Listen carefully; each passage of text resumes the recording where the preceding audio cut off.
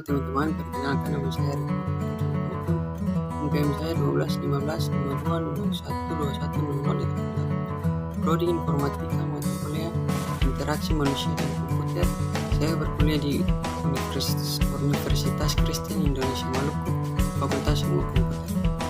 Di sini saya akan menjelaskan tentang tahap awal perencanaan tampilan antarmuka pengguna atau use case dan activity diagram.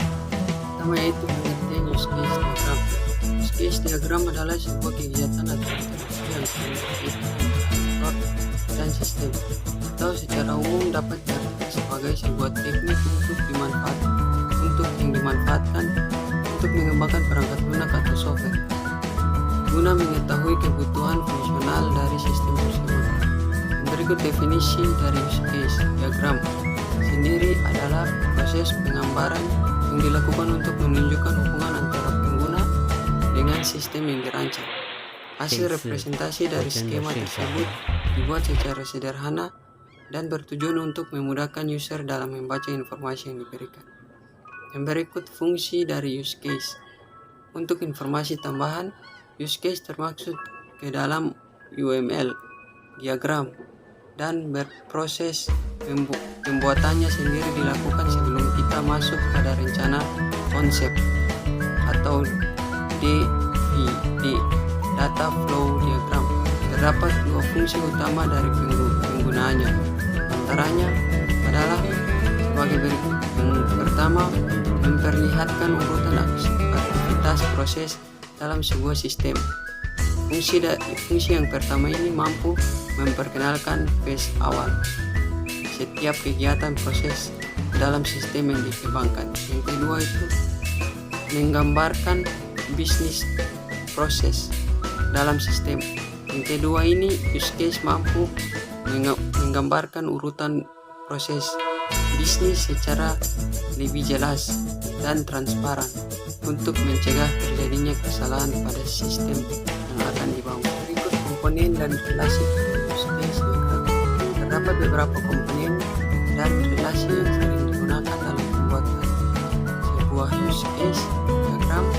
Berikut ini kami akan menjelaskan satu persatu untuk mempermudah pemahaman Anda dan memberikan gambaran awal.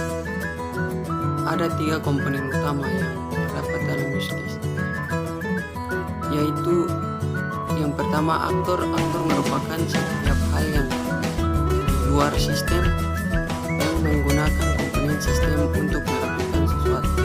Kedua, sistem komponen ini menciptakan batasan dari sistem di dalam relasi yang akan dilakukan dengan aktor yang menggunakan di luar sistem.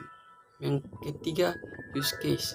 Komponen yang ketiga ini adalah use case, yang merupakan gambaran umum dari fungsional sebuah sistem. Adalah 3 contoh relasi. Terdapat 3 contoh dari relasi yang digunakan untuk membuat diagram ini.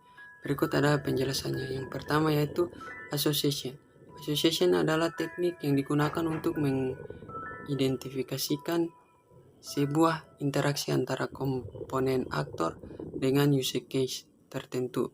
Yang kedua, dependency. Dependency relation terbagi menjadi 2 jenis, yaitu include dan exclude. Include berfungsi untuk mengidentifikasi hubungan atau relasi antara 2 use case, yang mana use case yang satu akan memanggil yang lainnya. Jenis yang kedua atau exclude merupakan jenis yang apabila dilakukan pemanggilan maka memerlukan sesuatu kondisi tertentu dan akan terjadi dependensi. Yang ketiga, generalisasi merupakan hubungan antara 2 use case atau 2 faktor di mana salah satu menginherit dan menambahkan atau melakukan override sifat dari komponen yang lainnya. Yang berikut adalah cara membuat use case diagram menurut Kenworth pada tahun 1997. Anda dapat menuliskan langkah-langkah proses pembuatan use 这一 case 次 dalam sebuah 我 narasi. 真的睡着 Berikut 了。 ini adalah beberapa cara untuk membuat diagram berdasarkan narasi yang dituliskan. Yang pertama, identifikasi terlebih dahulu siapa saja yang akan menggunakan website tersebut. Yang kedua, pilih salah satu user dari situs web yang akan diimplementasikan.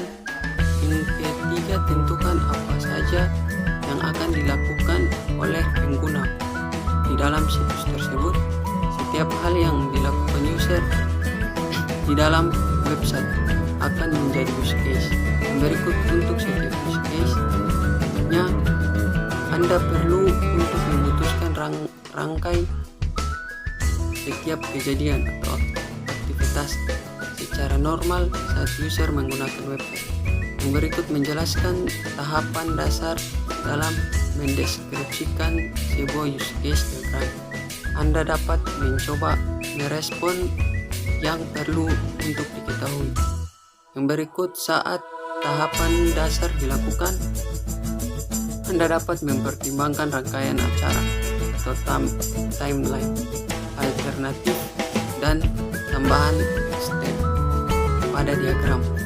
Selanjutnya, Anda dapat mencari kesamaan di antara use case, kemudian ekstrak dan catat hasilnya. Yang berikut, ulangi langkah kedua hingga ketujuh untuk user. Ini adalah contoh penerapannya. Di bawah ini terdapat contoh use case diagram untuk mempermudah Anda dalam memahami dan mulai belajar untuk mengembangkannya sesuai kebutuhan sistem. Dalam contoh kasus di sebelah, dapat beberapa insight atau informasi yang bisa dianalisa. Yang pertama, tenaga kependidikan dapat melihat laporan hasil absensi. Yang kedua, tenaga kependidikan dapat mengolah data guru. Yang ketiga, tenaga kependidikan dapat mengolah data murid. Yang keempat, tenaga kependidikan mencetak hasil laporan. Yang kelima, tenaga kependidikan mengelola data pengguna. Yang berikut, guru pendidik dapat mengabsen siswa. Yang berikut, guru pendidik mampu mengelola data siswa. Yang berikut, guru pendidik dapat mengelola data kelas. Berikut contoh aktivitas harus melalui akses pada menu login, seperti gambar di samping. Contoh di atas merupakan sistem absensi pada TK bersama yang terdiri dari dua faktor, yaitu guru pendidik dan tenaga pendidikan, di mana untuk setiap aktor harus melakukan login terlebih dahulu untuk masuk pada sistem tersebut. Berikut adalah user persona. Adalah salah satu tool yang bisa digunakan oleh desainer UX. User persona adalah karakter fiksi yang dibuat berdasarkan pada penelitian yang desainer lakukan untuk mewakili target audiens yang mungkin menggunakan layanan, produk, barang, jasa, atau merek kamu. User persona akan dilengkapi dengan kumpulan data-data yang relevan tentang pengguna, mulai dari jenis kelamin, pekerjaan, keluarga, usia, status perkawinan, status pekerjaan, keuangan, motivasi, tujuan hidup, dan sebagainya. Keberadaan tool ini sangat penting dibutuhkan oleh seorang desainer sebab 这一次 akan membantu 我真的睡着 kamu 了。 lebih memahami keinginan dan kebutuhan dari pengguna, mulai dari siapa mereka, masalahnya dan apa yang diinginkan pengguna. Selain itu, user persona juga berguna sebagai acuan bagi tim produk untuk dalam menyediakan jenis pengguna yang mudah diingat untuk membuat keputusan desain yang lebih tepat. User persona juga dipakai jadi salah satu metode dalam proses desain thinking di tahap kedua, yakni fase define. Melalui tahap ini, user persona akan digunakan dalam proses mengolah ide, seperti melakukan brainstorming atau mengantisipasi kemungkinan terburuk. Pentingnya user persona terhadap bisnis. Memiliki pemahaman mendalam tentang target audience sangat penting untuk menciptakan produk yang laku di pasar. Persona pengguna membantu tim produk menemukan jawaban atas salah satu pertanyaan penting mereka, yaitu untuk siapa desain suatu produk ditujukan. Berikut ini adalah beberapa manfaat menggunakan user persona bisnis. Pemahaman luas perusahaan tentang siapa pengguna produk, pemahaman mendalam tentang produk dan kebutuhan pelanggan, menghentikan semua orang di perusahaan kamu untuk berbicara tentang diri mereka sendiri, teman, dan keluarga mereka sebagai pengguna. Percakapan dan pertemuan bisnis yang lebih efektif dan terfokus. Pengambilan keputusan yang lebih jelas dan lebih baik karena berfokus pada kebutuhan dan tujuan pengguna. Empati yang lebih besar kepada pelanggan, kemungkinan tim desain dan manajer proyek untuk menciptakan produk dan layanan yang jauh lebih baik. Berikut 7 cara membuat user persona. Yang pertama, mengumpulkan data. Mengumpulkan data, melakukan riset terhadap pengguna menjadi langkah pertama yang perlu dilakukan dalam membuat user persona. Kamu bisa menggunakan riset pengguna dari daftar pengguna aktual yang kamu miliki. Yang kedua, membentuk hipotesis. Cara selanjutnya dalam melakukan user persona adalah membentuk hipotesis dari hasil riset sebelumnya. Menetapkan jumlah. Kamu bisa membuat beberapa user persona secara sekaligus yang paling mendekati harapan audiens tadi. Namun memang yang paling sering terjadi hanyalah satu persona untuk setiap layanan atau produk. Keempat, memperjelas persona.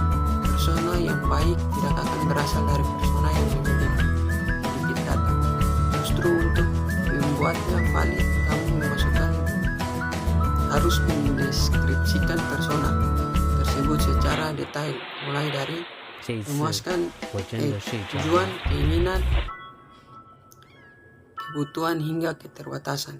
Memberi nama persona tersebut, membuat halaman yang menjelaskan deskripsi persona, menambahkan detail ciri pribadi agar persona seperti karakter yang realistis. Kelima, mempersiapkan skenario persona. Lantaran kehadiran persona memang untuk mengatasi masalah, maka diperlukan persiapan dengan berbagai skenario yang terjadi. 6. Libatkan lebih banyak orang dalam pembuatan user persona. Diharapkan semua anggota tim turut berpartisipasi dalam pengembangannya. Hal ini dilakukan sebagai salah satu cara supaya user persona ini diterima dan diakui oleh anggota tim. Ketujuh, melakukan penyesuaian secara berkala. Kehadiran user persona yang baik bukan hanya untuk sementara, melainkan terus diperbarui secara berkala dengan merevisi deskripsi personas, seperti menambahkan informasi dan aspek baru ke dalamnya. Tak kalah penting, saat user persona itu berhasil diciptakan, kamu sebaiknya menyebarluaskan deskripsi persona tersebut ke semua anggota tim dengan memberi akses data kepada mereka. Activity diagram. Activity diagram merupakan jenis diagram UML yang menggambarkan mengenai aktivitas apa saja yang terjadi pada sebuah sistem. Secara umum, diagram ini menampilkan langkah-langkah proses sistem dari awal hingga akhir. Dari tahapan tersebut kita dapat mengetahui kinerja sebuah sistem sejauh mana. Selain itu, pembangunan dan pengembangan sistem akan lebih terukur. Berikut fungsi activity diagram. Berikut ini merupakan fungsi dari activity diagram. Yang pertama, sebuah activity diagram dibuat dan disusun berdasarkan use case.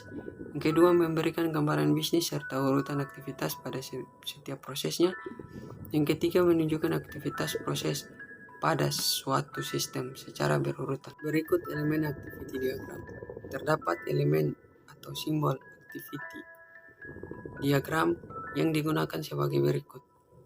Nama elemen start point, kedua endpoint, yang ketiga aktivitas, yang keempat fork, yang kelima join, yang keenam section, yang kelima swim line. Yang berikut cara membuat activity diagram. Cara membuat activity diagram tidak jauh berbeda dengan jenis diagram UML lainnya. Misalnya seperti use case, PKG diagram, kelas diagram, dan lain-lain. Pilihan yang paling mudah untuk membuat activity diagram yaitu dengan menggunakan aplikasi Star UML, Umlet, ataupun Rational Rose. Pada kali ini kita akan membuat activity diagram menggunakan Umlet. Berikut langkah-langkahnya. Yang pertama, pastikan kalian memiliki aplikasi Umlet. Aplikasi ini tersedia untuk berbagai operating system. Yang kedua, jalankan Umlet hingga benar-benar terbuka. Yang ketiga, setelah terbuka, pilih UML activity yang berada di bagian kanan atas seperti nampak pada gambar berikut ini.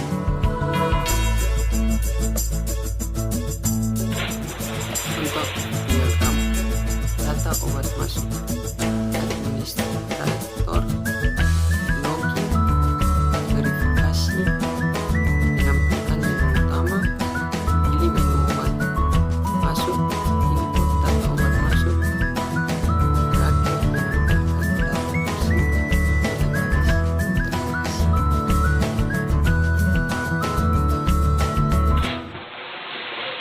这一次我真的睡着了。